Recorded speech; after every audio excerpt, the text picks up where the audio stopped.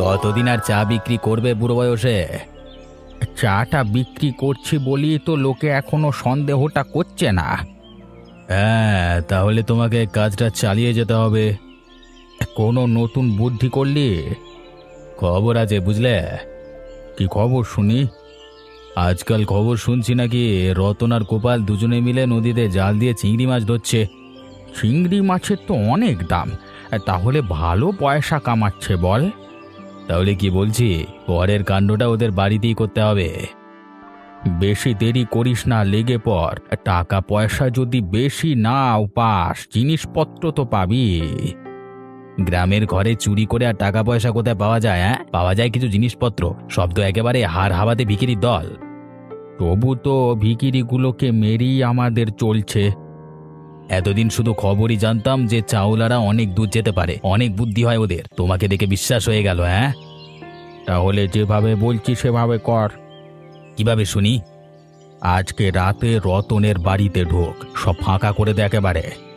ঠিক আছে, যা বলছো তাই হবে। চললাম আমি এখন। সাবধানে করবি যেন ধরা না পড়িস। আরে সেসব দিকে একদম নিশ্চিন্ত থাকো কাকা, আমি আসছি। তুমি যাবে সঙ্গে আজকে রাতে? গেলেই হয়, চল তাহলে।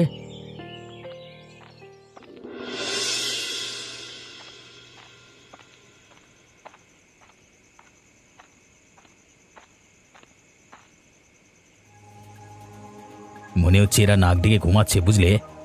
একদম ধীরে ধীরে কথা বল, শুনতে পেলেই বিপদ। শোনো কাকা, তুমি এই দিক দিয়ে লক্ষ্য রাখো, আমি জিনিসপত্রগুলো কোথায় কি আছে সব বেঁধে ফেলছি। হ্যাঁ, তবে একদম হুঁশ নেই, গভীর ঘুমিয়ে আছে। ভাবতেও পারিনি যে এরকম কিছু একটা হতে পারে। ভাবা সম্ভবও নয়। দেখ তো খাটের নিচে কি আছে। অনেকগুলো পিতলের বাসন আছে গো। হ্যাঁ, নিয়ে নে সব, ওগুলোর ভালো দাম পাওয়া যাবে বাজারে। তবে এখন বিক্রি করা যাবে না, বিক্রি করব কিছুদিন পরে। সে আর বলতে, তুই কিছু ভাবিস না, এখন তুই যা পাচ্ছিস হাতিয়ে নে। ঘরের কোণে একটা ট্রাঙ্ক দেখতে পাচ্ছি। তালা ভেঙে ভেতরে যা আছে বের করে নে।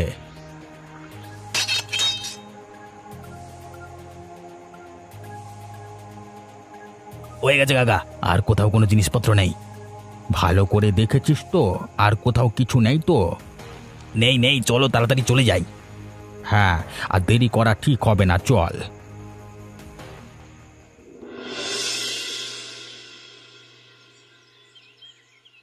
চল চল দেখি, চল ওদের বাড়িটা একবার দেখে আসি, চল। হ্যাঁ কাকা, আমারও অবস্থা দেখতে মন চাইছে ওদের। এর আগে যেন কাদের বাড়িতে চুরি করা হলো? ওই বুড়িমার বাড়িতে। ওদের বাড়ির সামনে দিয়ে আজকে একবার যাব। এই বুড়িমার তো খুব খারাপ অবস্থা, খেতে পায় না একদম। এদের অবস্থাও একই রকম হবে।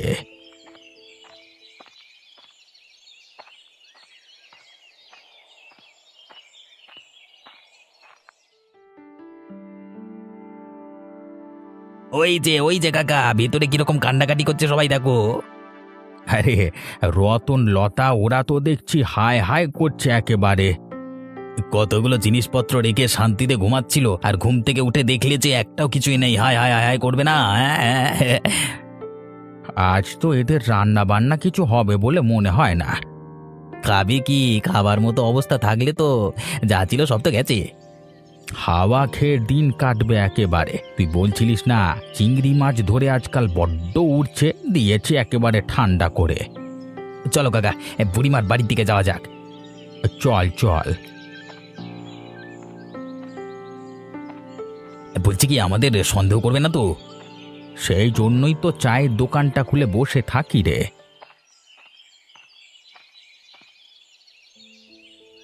ওই যে বুড়িমা শাক পাতা তুলছে, দেখো।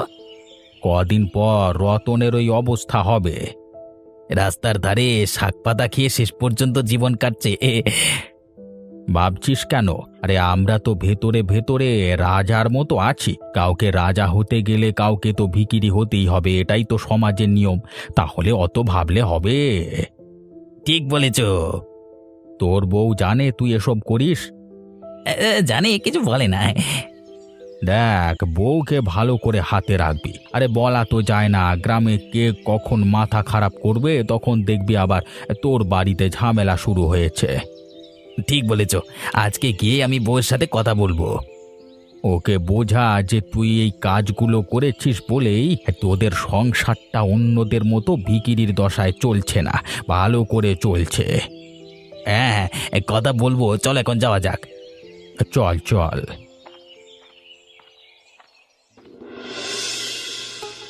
তোমাকে কিছু বলবার ছিল গো। হ্যাঁ বলো না, কি বলবে? আমি যে কাজ করি, তোমার কি তার সম্বন্ধে কিছু বলবার আছে? কিছু বলার থাকলে কি আমি তোমাকে আগে বলতাম না? না না, আমি ভাবছিলাম তোমারও তো কিছু বলার থাকতে পারে। আজ এতদিন পর হঠাৎ করে জিজ্ঞাসা করছো? মনে হলো যে গ্রামের লোক অনেকে তো অনেক কথা তোমাকে বলতেই পারে, তাই তাদের কথা শুনে হয়তো তুমি আমাকে ভুল বুঝবে, তাই আমার মনে হলো তোমার সাথে ব্যাপারটা নিয়ে কথা বলা দরকার। দেখো, লোকে কি বলে তাতে কোনোদিনই আমার কিছু যায় আসে না। সেটা আমিও মনে করি, কিন্তু গ্রামের সব লোক তো সমান নয়, হয়তো তোমাকে কেউ কিছু বলবে, কিন্তু তারপর কি, আমি কি কথা বলতে পারি না নাকি? কেউ বলবে আর আমি শুনে নেব? আজকে হরিপদ কাকা সেটাই বলছিল। কি বলছিল কাকা? বলছিল এইসব কিছুর জন্য যেন আমাদের মধ্যে ঝামেলা না হয়। দেখো, আমি একটা জিনিস বুঝি, তুমি যাই করো তাতে গ্রামের সাধারণ মানুষদের থেকে আমরা অনেক ভালোভাবে বাঁচতে পারি। ওরা যেভাবে বাঁচে ওটাকে বাঁচা বলে না। ওই ভিখারির জীবন আমি কোনোদিনও চাইনি। তুমি চাওনি বলি তো আমি কোনোদিন তোমাকে ভিখিরির মতো রাখিনি। তাহলে তুমি যেটা করো তাতে আমার পূর্ণ সম্মতি আছে। এবার নিশ্চিন্তে ঘুমাও, অনেক রাত হয়েছে। ঠিক আছে ঠিক আছে।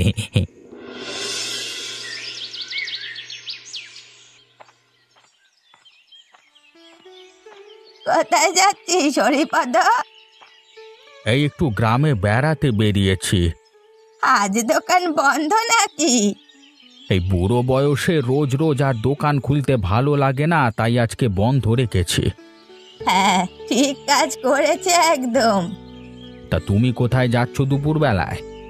আমাকে তো যেতেই হয় শাক পাতা তুলতে, না গেলে পেটে খাবো কি? কিন্তু তোমার হঠাৎ করে এরকম অবস্থা হলো কি করে? আগে তো তোমাদের বেশ ভালো অবস্থায় ছিল। এই যে আমাদের বাড়িতে এত বড় চুরিটা হয়ে গেল, স্বামীকে টাকাগুলো রেখে বিদায় নিয়েছিলেন। সেই টাকা জিনিসপত্রগুলো ভাঙিয়ে ভাঙিয়ে এতকাল চলছিল। গ্রামে কারো কোনো বিপদ হলে পাশেও দাঁড়াতাম সেটুকু সম্বলের সাহসে, কিন্তু কে এত বড় ক্ষতিটা করলো জানো কিছু? জানতে পারিনি। তবে যেই করুক তার ভালো হবে না। টাকা পয়সাও ছিল নাকি? টাকার সাথে গয়নাও ছিল।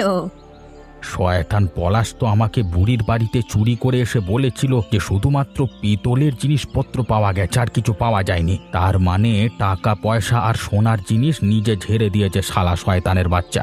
আমার বুদ্ধি নিয়ে আমার উপরই চালাচ্ছে। এবার থেকে ওকে দল থেকে বাদ দিয়ে নিজেকে দেখছি সব কাজ করতে হবে।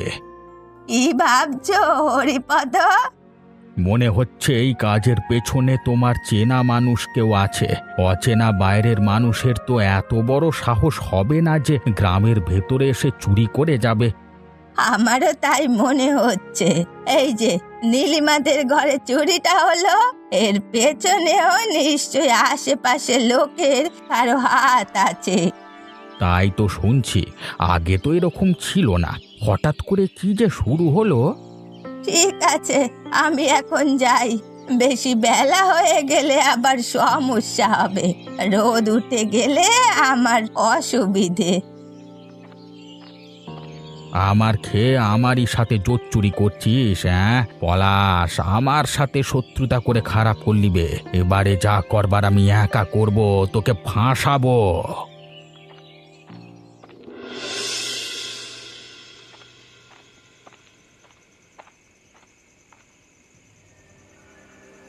বেটা গোপাল, একা মানুষ, সারা জীবন বিয়ে করলি না, আর এত টাকা কামিয়ে করবিটা কি? আবার চিংড়ির ব্যবসা শুরু করা হয়েছে। আজকে তো আমি তোর বাড়িতে সব মালপত্র ছেড়ে সাফ করে দেব।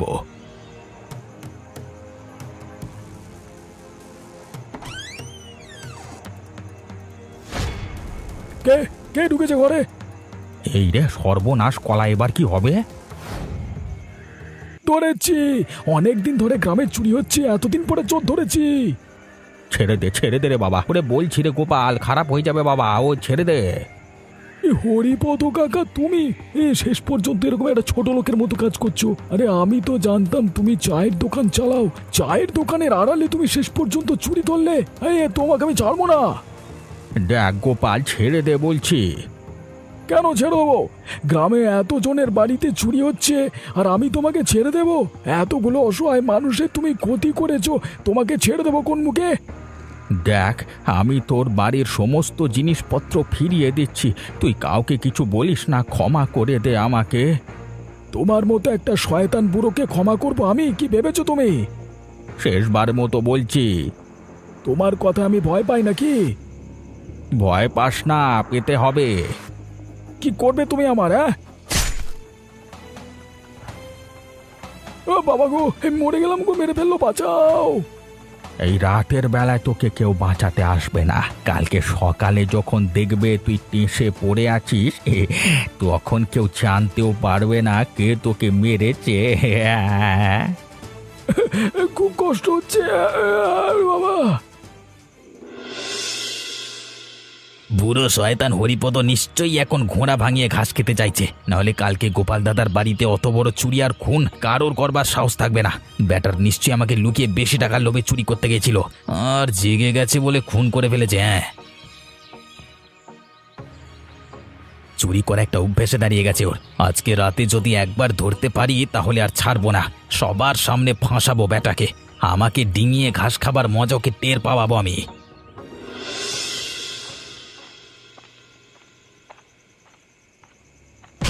বাবা গো, বাঁচাও, কে কোথায় আছো? কেউ বাঁচাবে না শয়তান বুড়ো, তোকে বাঁচানোর নয় রে, দরকার হচ্ছে মারার। পলাশ, তুই শেষ পর্যন্ত আমার পেছনে বাঁশ দিচ্ছিস। বাঁশ আমি দিইনি, তুমি আমাকে দিয়েছো। আমাকে লুকিয়ে গোপালদার বাড়িতে চুরি করতে গিয়ে ওকে খুন করেছো। কেউ কিছু না বুঝলেও আমি কিছু বুঝবো না এটা ভাবলে কি করে? ওকে ওকে, কোথায় আছো? তাড়াতাড়ি এসো, চোর ধরা পড়ে গেছে, চোর।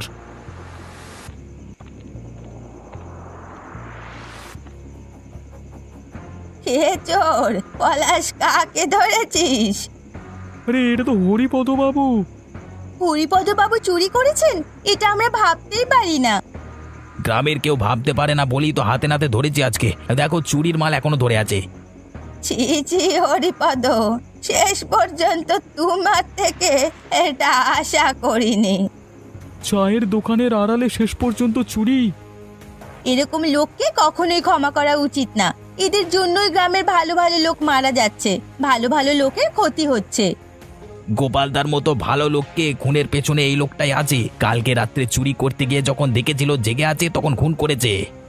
তোমরা আমাকে ছেড়ে দাও, এই পলাশ সব সত্যি কথা বলছে না, আমাকে বলতে দাও, আমি বলছি। এখন ধরেছি বলে আমার নামে দোষ চাপানোর চেষ্টা করবে? এই তোমরা মারো একে, ভালো করে মারো। মার বেটাকে, মার।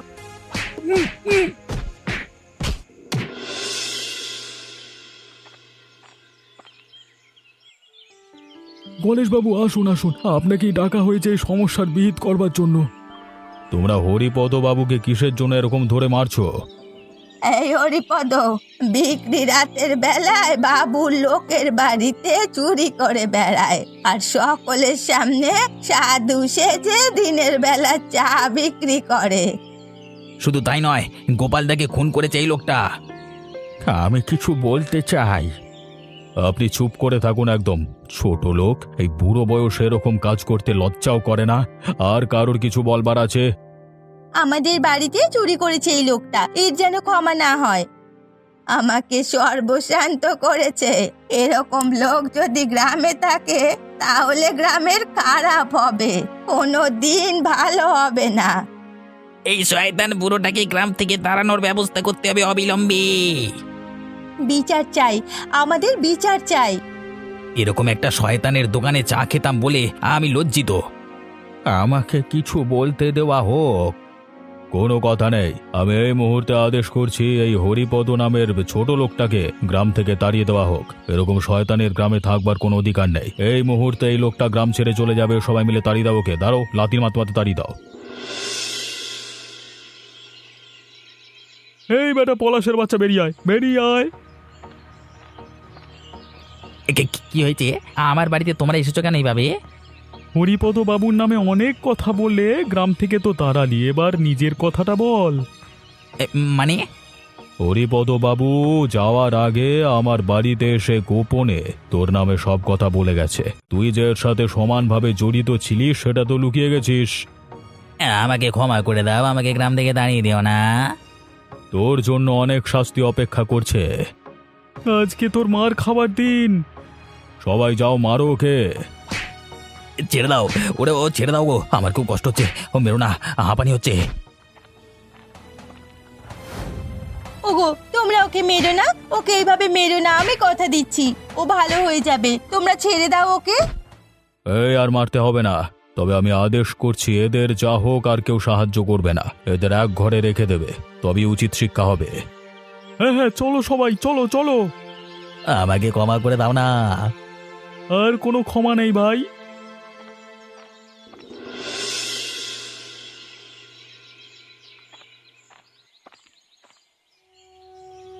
কি হয়েছে? এরকম অসময়ে শুয়ে আছো কেন তুমি নীলিমা? শরীরটা খুব খারাপ, একদম ক্ষমতা পাচ্ছি না ওঠার। কি হয়েছে তোমার, কি হয়েছে? খুব জ্বর, খুব কষ্ট হচ্ছে গো। তো তোমার এরকম কি করে হলো? লোকের ধন সম্পত্তি চুরি করে খাওয়ার ফল। এবারে মনে হচ্ছে জীবনে অনেক বড় ভুল করে ফেলেছি। আমারও তাই মনে হচ্ছে। বিশ্বাস করো, আমি আর কখনো এরকম করব না, নিজেকে শুধরে নেব, আর কখনো কারোর ক্ষতি করব না। আমিও কোনোদিন তোমাকে আর খারাপ কিছু করার বুদ্ধি দেব না। সৎ পথে বেঁচে থাকাটাই তো আসল, এখন বুঝতে পারছি। তুমি একটু সুস্থ হয়ে ওঠো, আমি আর কিচ্ছু চাই না। তুমি এত চিন্তা করো না, আমি ঠিক সুস্থ হয়ে যাব।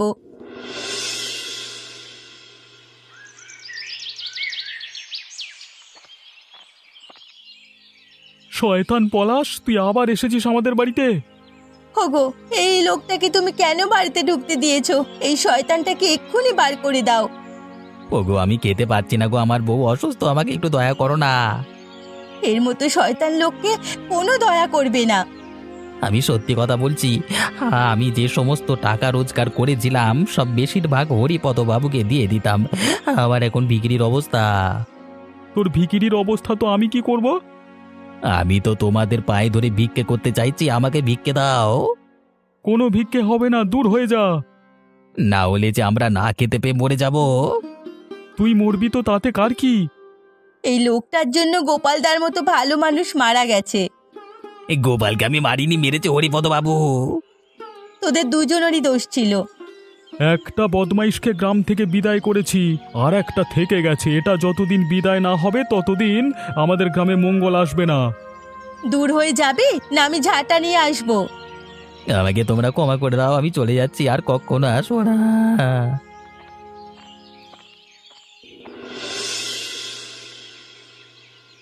এর থেকে ভালো হতো আমি যদি মারা যেতাম, তাও ভালো হতো।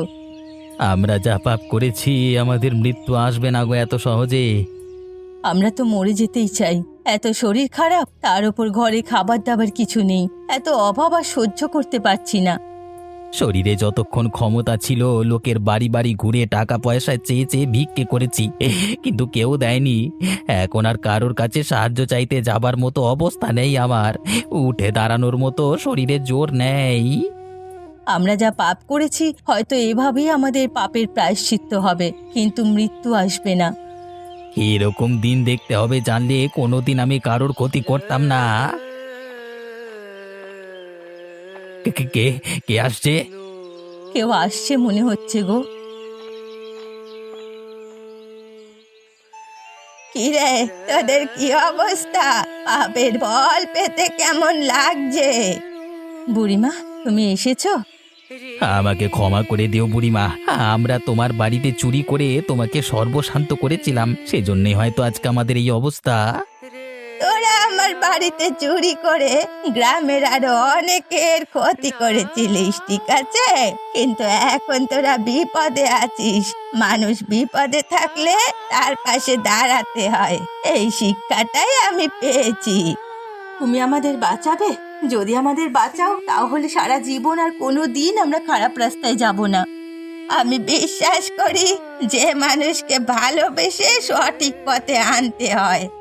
আর তোমার পা ধরে ক্ষমা চাইতে ইচ্ছে করছে, কিন্তু আমার সেটুকু শক্তি নেই আর। তোরা উঠে আয়, আমার সাথে কষ্ট করে আমার বাড়িতে চল। যতটুকু যা রান্না করতে পেরেছি ততটুকুই খাওয়াবো। তোমাকে যে কি বলে ধন্যবাদ দেবো জানি না বুড়িমা।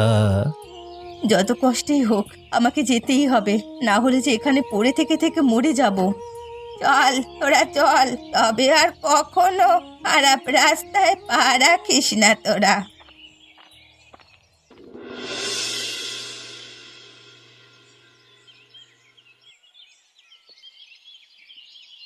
কেমন লাগছে রে তোদের খাবার? চিংড়ি মাছের মালাইকারি রান্না করেছো বুড়িমা? কি করবো বল, গরিব মানুষ আমি, যা শাক পাতা জোটে রোজ তাই খাই। আজ অনেক কষ্ট করে চিংড়ি মাছের মালাইকারি রান্না করেছি। খুব সুন্দর হয়েছে বুড়িমা, তবে তুমি যে আজকে আমাদের প্রাণ বাঁচালে, আমি কথা দিচ্ছি সারা জীবন আমরা তোমার ছেলে মেয়ে হয়ে থাকবো গো। আর কোনো দিন কোনো খারাপ কাজ করিস না, খারাপ কাজ করলে কি হয় দেখলি তো। তার শাস্তি তো পেলাম হাড়ে হাড়ে। তুমি সত্যি এভাবে আমাদের জীবন বাঁচাবে ভাবতে পারিনি। লোকে হয়তো আমাকে অনেক অনেক কথা বলবে, কিন্তু শুধুমাত্র অসহায় হয়ে পড়েছিলিস বলেই তোদেরকে বাঁচালাম, না হলে আমারও রাগ ছিল তোদের ওপর। এই যে দ্বিতীয় সুযোগটা আমরা পেলাম, দেখবে আর কোনো দিন কারোর ক্ষতি করব না। আমি নিজেই হয়তো ওকে অনেক উস্কেছি বড়লোকেদের মতো থাকার জন্য। আমার লোভ ওকে এই পথে নিয়ে এসেছে। তবে আমি এতটুকু বলতে পারি, হরিপদ বাবু এই সব কিছু শুরু করেছিল। সেই জন্যই তো হরিপদ বাবুর শাস্তি হয়েছে সব থেকে বেশি, আর তোরা ক্ষমা পেয়েছিস। গ্রামের লোকেরা কি কোনো দিন আমাদের ক্ষমা করতে পারবে? মনে হয় না।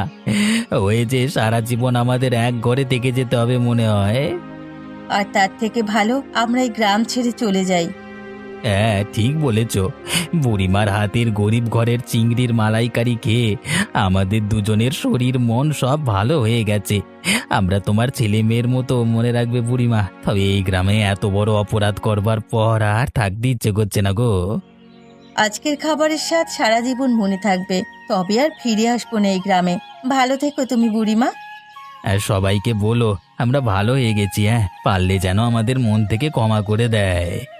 তোদের ওপর আমার আশীর্বাদ থাকবে।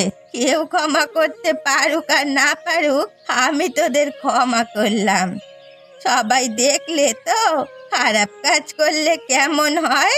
যাই হোক, এরকম দুষ্টু মিষ্টি সুন্দর গল্প শুনতে আমাদের চ্যানেল সাবস্ক্রাইব করো।